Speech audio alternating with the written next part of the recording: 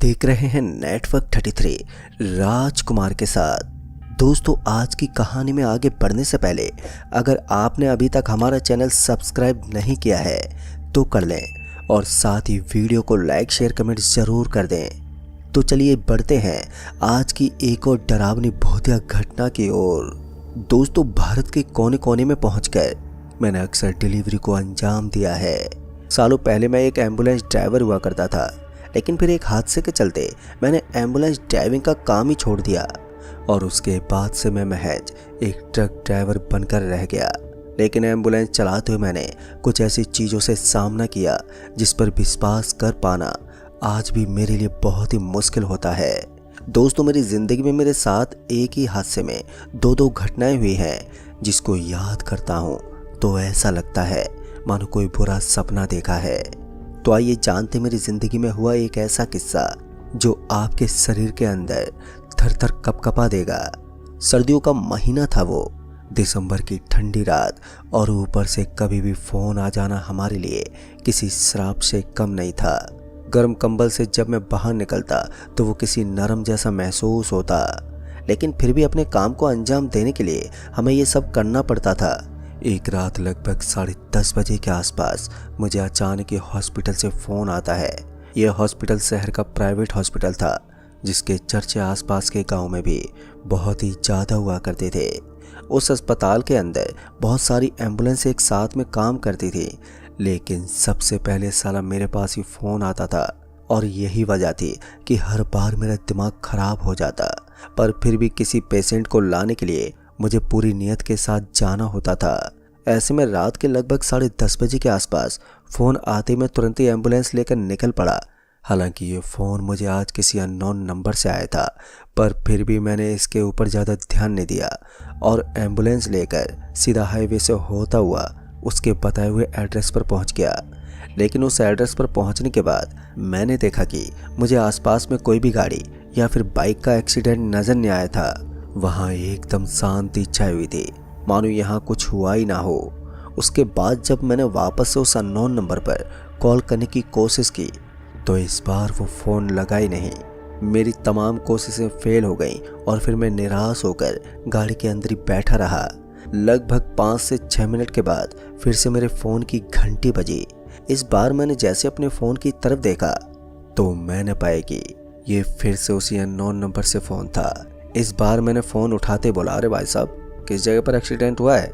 मैं तो सड़क के ऊपर पहुंच गया हूं, लेकिन मुझे तो यहाँ कोई भी दिखाई नहीं दे रहा है। इस पर उसने बोला, भाई साहब, गाड़ी को आप लिफ्ट वाले रास्ते पर मोड़ लीजिए, हमें आपकी गाड़ी की हेडलाइट नज़र आ रही है। जैसे मैंने लेफ्ट साइड में देखा तो मैंने पाया कि वहाँ से एक हल्का सा रास्ता निकलता था। हालांकि वो रास्ता दोनों तरफ से झाड़ियों से घिरा हुआ था, लेकिन फिर भी मैंने गाड़ी को तुरंत ही उसी रास्ते की तरफ मोड़ लिया। फिर मुझे ख्याल आया कि मुझे सिर्फ एक फ़ोन करने से यहाँ नहीं पहुँचना चाहिए था। मुझे डॉक्टर से भी सलाह लेनी चाहिए थी या फिर अस्पताल के डिपार्टमेंट को पूछना चाहिए था कि मुझे गाड़ी लेकर जाना चाहिए या फिर नहीं। खैर, अब जो हो चुका था सो हो गया। अब मुझे फूंक फूंक कर कदम रखने थे। हालांकि मैंने गाड़ी को उस लेफ्ट साइड वाले रास्ते की तरफ मोड़ दिया और अब मैं बड़े ही आराम के साथ गाड़ी को लेकर आगे बढ़ने लगा। हालांकि दोस्तों, अभी भी मैं यही सोच रहा था कि कहीं कोई गड़बड़ ना हो, और इतने में ही मुझे सड़क के ऊपर 3 से 4 लोग पड़े हुए दिखे। जैसे मैंने उन लोगों को ज़मीन पर गिरा देखा तो मेरी आंखें फटी की फटी रह गईं। ऊपर से आते वक्त मैंने हॉस्पिटल से सहकर्मियों को भी अपने साथ नहीं लिया था, तो ऐसी हालत में अक्सर मेरे साथ 2 से 3 से लोग हुआ करते थे जो एम्बुलेंस के अंदर ही ट्रीटमेंट शुरू कर देते हैं। लेकिन अच्छी बात ये थी कि मुझे वहाँ पर 2 से 3 लोग खड़े हुए भी नज़र आ रहे थे। फिर मैं जैसे उनके पास गया तो वो सभी एक एक करके मेरे पास आने लगे, पर ताज्जुब की बात ये थी कि उनमें से किसी ने भी मुझे कुछ भी नहीं कहा था और वो सभी सीधा उन लोगों को एम्बुलेंस के अंदर डालने लगे, मानो वो तीनों ही लोग मर चुके हों।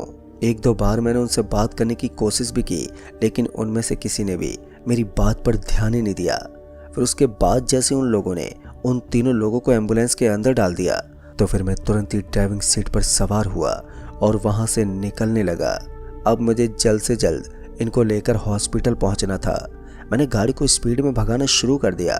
थोड़ी दूर आगे जाने के बाद मैंने देखा कि मुझे आगे वाले कांच में सफ़ेद सफ़ेद कुछ दिखाई पड़ रहा था।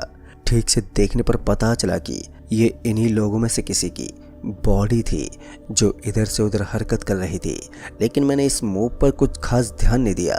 थोड़ी देर के बाद मुझे फिर से ऐसा लगा कि इस बार कोई उठकर बैठ गया है, और इस बार सच में पीछे वाला आदमी नीचे पड़ी हुई टेबल से उठकर बैठ गया था। फिर मुझे लगा कि शायद इस आदमी को अच्छी तरह से होश है और ये मुझसे बात कर सकता है, इसलिए मैंने उस आदमी को बोला, अरे भाई साहब आप ठीक तो है ना? इस पर उस आदमी ने बोला, नहीं मैं ठीक नहीं हूँ, लेकिन तुम कौन हो और मुझे कहाँ पर लेकर जा रहे हो? इस पर मैंने उससे बोला, मैं आपको हॉस्पिटल लेकर जा रहा हूँ। फिर अचानक ही मेरी नज़र उन दोनों पर भी पड़ी, तो मैंने देखा कि वो दोनों भी एक एक करके अब खड़े हो गए थे। उन दोनों को एक ही पोजीशन में खड़ा होता हुआ देखकर मैं बड़ी हैरानी के साथ उन्हें देख रहा था। तभी उनमें से एक ने अपना हाथ मेरी ओर बढ़ाना शुरू कर दिया, पर जैसे जैसे उसका हाथ मेरी ओर आ रहा था तो मेरे दिल की धड़कनें और भी ज़्यादा तेज हो रही थी। मेरी सांसें अब ऊपर नीचे होने लगी। फिर इतने में उसने मेरे कंधे पर हाथ रख दिया तो मैंने महसूस किया कि उसका हाथ बहुत ही ज़्यादा ठंडा था। उसके ठंडे हाथ से मेरे शरीर में कपकपी छूट गई। एक बार के लिए तो मुझे ऐसा लग रहा था कि ये कोई जिंदा लाश है जो हवा से फूलकर खड़ी हो गई है। फिर मैंने अपनी गाड़ी को रोका और उस हाथ को अपने कंधे से हटाया और मैं पीछे का केबिन खोलते हुए पीछे वाले हिस्से में पहुंचा। लेकिन जब मैंने केबिन में जाकर देखा तो फिर मुझे अपनी आंखों पर विश्वास ही नहीं हुआ। दरअसल मैंने देखा कि जिस तरह से मैंने उन तीनों को गाड़ी के अंदर डाला था वो बिल्कुल उसी तरह से सोए हुए थे। ऐसा लग रहा था कि इन्होंने अपनी चादर को हटाया ही नहीं है। एक बार के लिए तो इस चीज़ पर विश्वास कर पाना बहुत ही ज़्यादा मुश्किल था, लेकिन फिर मुझे ये लगा कि हो सकता है मैंने खुली आंखों से कोई बुरा सपना देखा हो, क्योंकि कई बार हमारा दिमाग हमें भ्रमित कर देता है। ऐसे में मैं एक बार के लिए अपना सर पकड़कर इधर उधर हिलाने लगा। फिर बाद में मैंने वापस से एम्बुलेंस को स्टार्ट किया और उसे लेकर अस्पताल के लिए फिर से रवाना हो चला। फिर इसी बीच मेरे फ़ोन की घंटी बजी, पर जैसे मैंने फ़ोन देखा तो मैंने पाया कि फिर से मुझे किसी अननोन नंबर से फ़ोन आ रहा था। पर इस बार जैसे मैंने अपना फ़ोन उठाया तो मुझे एकदम से आवाज़ आई, बधाई हो, आप अपने अंत के करीब हैं। इस आवाज़ को सुनते मेरी सिट्टी बिट्टी गुल हो गई। एक बार के लिए डर के मारे मेरे मुंह से आवाज़ ही नहीं निकली। लेकिन इससे पहले कि मैं सामने कुछ और बोल पाता कि अचानक ही फ़ोन कट हो गया, और इस बार फ़ोन कट होते ही मैंने तुरंत ही अपनी एम्बुलेंस के पीछे वाले केबिन में देखा। लेकिन अब मुझे पीछे की ओर कोई भी नज़र नहीं आ रहा था। पीछे का नज़ारा एकदम साफ हो चुका था। इसका मतलब अब मैं किसी पैरानॉर्मल एक्टिविटी के जाल में फंस गया था। ऐसे में अब मेरे पास अपनी गाड़ी को भगाने के अलावा दूसरा कोई ऑप्शन ही नहीं था। ऐसे में मैंने गाड़ी की रफ्तार को ऐसे ही बनाए रखा। गाड़ी पूरी रफ्तार के साथ सड़क पर भागती जा रही थी और उसके साथ ही मेरे दिल की धड़कन भी तेज होती जा रही थी। मुझे समझ में नहीं आ रहा था कि इस परेशानी से किस तरह से निपटा जाए। मेरे पास अपनी गाड़ी को भगाने के अलावा दूसरा कोई चारा भी नहीं था, इसलिए मैं सड़क पर गाड़ी को यूं ही भगाता जा रहा था। गाड़ी के सामने लगा हुआ कांच मैंने नीचे कर दिया था ताकि मुझे पीछे का दृश्य ना देख सके, क्योंकि पीछे की तरफ का दृश्य देखकर अब मैं डरना नहीं चाहता था। मैं नहीं चाहता था कि मेरे अंदर और भी ज़्यादा घबराहट बने, इसलिए जितना जल्दी हो सके मैं इस रास्ते को पार करके हॉस्पिटल पहुंच जाना चाहता था और इस घटना के बारे में सभी लोगों को बताना चाहता था कि ऐसे वक्त में मैंने एम्बुलेंस की रफ्तार को लगातार बढ़ाए रखा। दोस्तों, इस भयानक माहौल में हमारे लिए किसी भी गाड़ी को चलाना इतना आसान नहीं होता, लेकिन हिम्मत हारना भी कहीं ना कहीं हमें शोभा नहीं दे रहा था। ऐसे में मैंने बिना इधर उधर देख गाड़ी को चलाए रखा, लेकिन मैं इस बात को अच्छी तरह से जानता था कि चाहे मैं कितनी भी कोशिश कर लूँ, लेकिन एक ना एक बार तो मेरे साथ ऐसा ज़रूर होगा कि कोई मुझे बीच में ही परेशान करेगा। और हुआ भी बिल्कुल ऐसा ही। थोड़ी देर के बाद अचानक ही मुझे ऐसा महसूस हुआ जैसे कि किसी ने मेरे कंधे पर हाथ रखा हो, और इस हाथ को महसूस करके मेरा पूरा बदन कांप उठा। मेरे शरीर में एक जोरदार सनसनी मच गई। मैं पीछे देखना तो चाहता था, लेकिन अगर मैं पीछे देखता तो शायद दोबारा मैं गाड़ी नहीं चला पाता, इसलिए मैं चुपचाप गाड़ी को ही चलाता रहा। पर मेरे साथ जो हो रहा था मैं उसे बर्दाश्त कर सकता था, लेकिन उस समय पर गाड़ी को रोकना मेरे लिए मौत को दावत देने जैसा था। फिर इसी बीच किसी दूसरे हाथ ने भी मेरे कंधे को पकड़ लिया, और इस बार तो मेरा कंधा इतनी बुरी तरह से पकड़ा गया था कि मेरे कंधे की नस के अंदर खून का बहना कम होने लगा और मेरा पूरा शरीर ठंडा पड़ने लगा। फिर मैंने एक बार जोर से झपट्टा मारा और अपने कंधे को छुड़ा लिया, पर जैसे मैंने पीछे पलटते हुए देखा तो मैंने पाया कि 2 काले मुंह वाले आदमी पीछे की ओर बैठे हुए थे और वो अपनी चमकती हुई आंखों से मेरी ओर देख रहे थे। इससे पहले कि मैं गाड़ी को काबू कर पाता कि गाड़ी सड़क से नीचे उतर चुकी थी। एम्बुलेंस का सायरन बंद हो चुका था। किसी तरह से मैंने एम्बुलेंस की रफ्तार को कम किया, लेकिन मैं उसे काबू में नहीं कर पाया और एम्बुलेंस सीधा एक पेड़ से जा टकराई। उस समय पर मैं एम्बुलेंस को काबू तो नहीं कर पाया, लेकिन किसी तरह से मैंने उसकी रफ्तार को कम ज़रूर कर दिया था, जिसकी वजह से एम्बुलेंस तेजी से टकराने के बजाय हल्की रफ्तार में पेड़ से टकरा गई। हालांकि तब तक मेरा सर डिवाइडर से टकरा गया था, लेकिन इसके बावजूद मैं थोड़ी ठीक हालत में था। फिर मैं जल्दी से उठा और गाड़ी से बाहर आया। अब तक गाड़ी के अंदर मेरे अलावा कोई भी मौजूद ही नहीं था। ऐसे में मैं अपना सर पकड़कर सीधा रोड पर पहुंच गया। रोड पर पहुंचते मैंने देखा कि वहां पर मुझे 2 लोग बैठे हुए नजर आ रहे थे। उनका पूरा चेहरा एकदम काला था और उनकी आंखें चमक रही थी। उन्हें देखते ही मैं समझ गया कि ये लोग कौन हैं। दरअसल इन्हीं की वजह से मैंने अभी गाड़ी को पेड़ से टकरा दिया था। उन लोगों को एक बार फिर से अपने सामने देखकर मेरी तो हालत ही खराब हो गई, लेकिन अब की बार मैंने सड़क के ऊपर ही सरपट भागना शुरू कर दिया। वो लोग अभी तक तो वहीं के वहीं खड़े थे, लेकिन दोस्तों मैं जानता था कि ये लोग मेरा पीछा इतनी आसानी से नहीं छोड़ेंगे, इसलिए मुझे जितना जल्दी हो सके यहाँ से रफ्तार पकड़नी चाहिए। यहाँ से कुछ दूर आगे जाने के बाद एक ढाबा पड़ता था और मेरा टारगेट भी यही था कि मैं जल्दी से जल्दी उस ढाबे तक पहुँच जाऊँ और अपनी जान बचा सकूं। ऐसे में मैंने अपनी कदमों की रफ्तार को यूं ही बनाए रखा, लेकिन फिर मुझे महसूस हुआ कि मेरे साथ साथ किसी और के भी दौड़ने की कदमों की आवाज़ भी मेरे कानों तक पहुंच रही है। ऐसा लग रहा था कि मेरे साथ साथ 3 से 4 लोग दौड़ रहे हों। मैंने इधर उधर देखने की कोशिश की, लेकिन वहां पर कोई नहीं था। पर यह अंदर से होने वाला एहसास इस बात की गवाही दे रहा था कि वो पैरानॉर्मल एक्टिविटी हाथ धोकर मेरे पीछे पड़ गई हैं।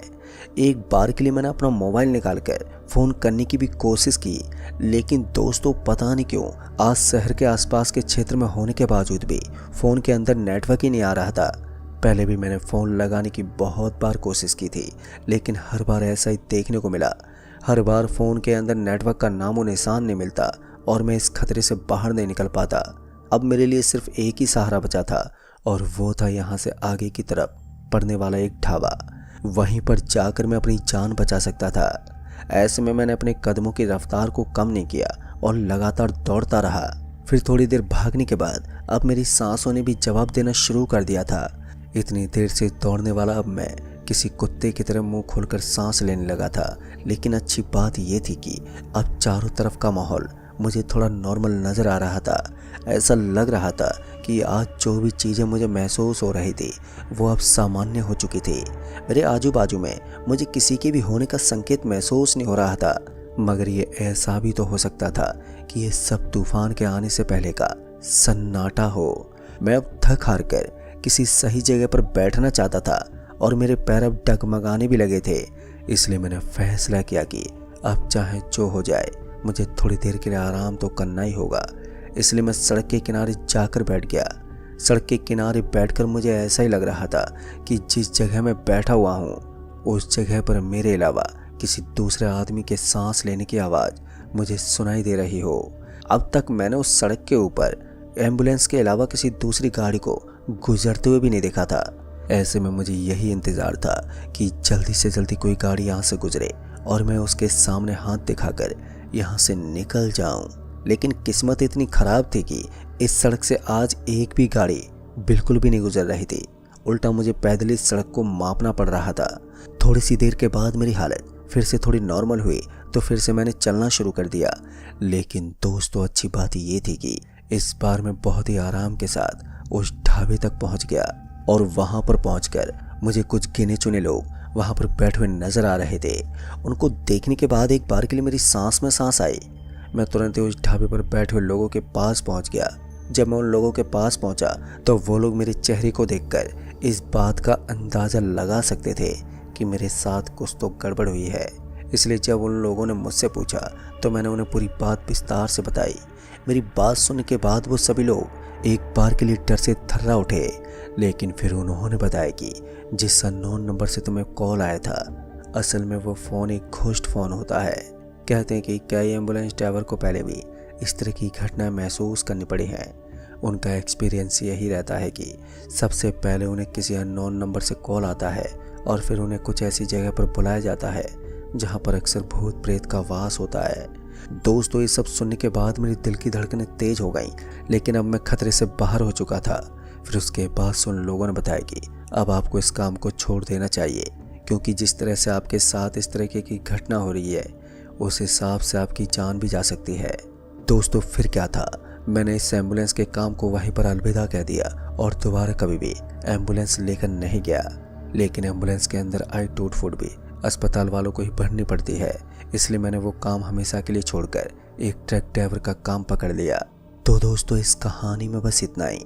कहानी आपको पसंद आई हो तो वीडियो को लाइक शेयर कमेंट जरूर कर दें। तो मैं आपका दोस्त राजकुमार जल्द ही मिलूंगा ऐसी एक और डरावनी भूतिया घटना के साथ। तब तक के लिए बाय एंड टेक केयर।